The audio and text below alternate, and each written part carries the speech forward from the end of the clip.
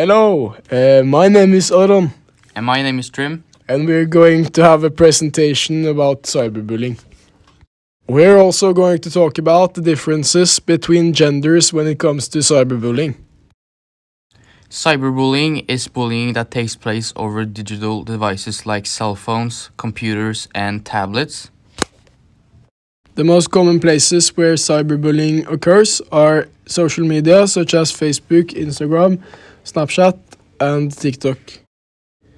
We made a survey at our school that was about cyberbullying, and around 46 people answered it.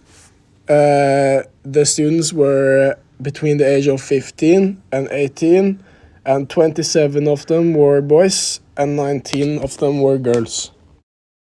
Out of the 46 participants, 6 of them said yes to having been cyberbullied. 4 of them being girls and 2 of them being boys. We also asked the participants if they knew someone who had experienced cyberbullying, where 24 people answered yes and 22 people answered no. We then asked them if they had participated in cyberbullying others, while 5 of them said yes. 4 of them were boys and 1 were a girl. We then asked them which gender they thought experienced the most cyberbullying, where 19 answered boys and 27 answered girls. A conclusion to this study could be that cyberbullying is a problem in society and is something a lot of girls and boys experience.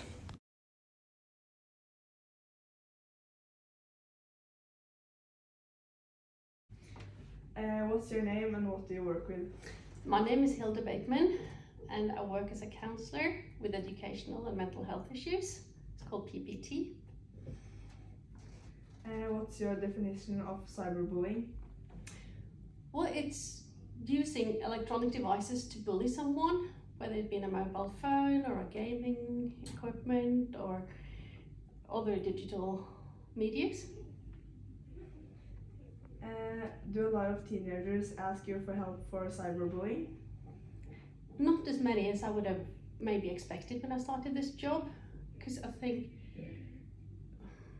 well, it might come up in conversation, but it might not be the initial request they have when they come. But they might kind of reveal that later on, that that's part of why they're feeling the way they are, that this has happened.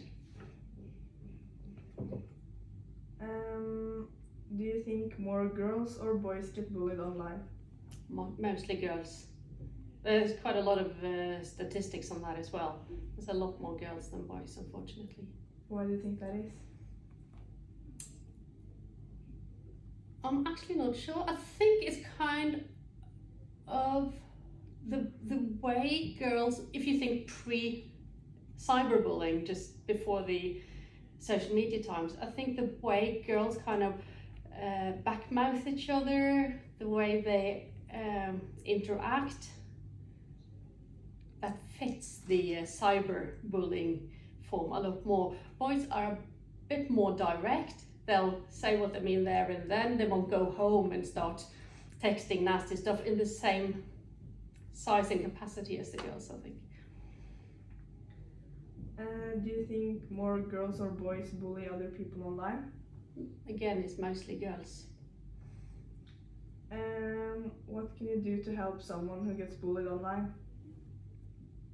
Well, one important thing is to not delete it, even though it's really hurtful. What's that? Because this is a criminal offence. So one thing is to kind of help people maybe report it to the police, talk to other adults, try to stop things that's going on, even if you can't get rid of everything. But it's also to talk about the consequences it's had for each person.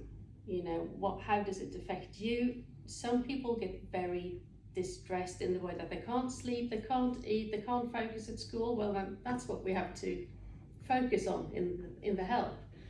Whereas others can get very down, very low self-esteem, suicidal thoughts, self-harm, self-inflict, and then that's what we have to focus on. So it kind of varies from person to person, I think. Do you think cyberbullying is a bigger problem in Norway than in other places in the world? I haven't seen statistics on it, but I would have thought it's quite a big problem here compared to places where, and that's because everybody is online for so many hours a day. Everybody's got their own phones, their own pads, their own gaming equipment, well, everybody. And in some cultures that's not so common. So the access is a lot bigger here, so I would have thought, yeah. Do you think cyberbullying is normal among teenagers?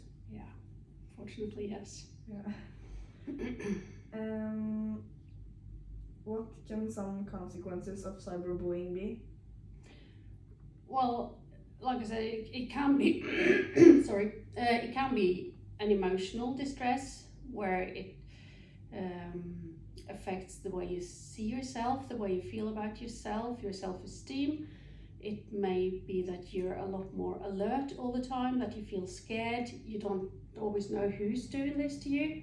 So the sense of insecurity might increase, but it might also affect if you can sleep, if you can eat properly, if you can focus on the things you want to focus on, if you trust other people. It's a whole scale of different symptoms. Do girls and boys cyberbully in different ways? I would have thought so, but I don't know that actually. Sorry. Yeah.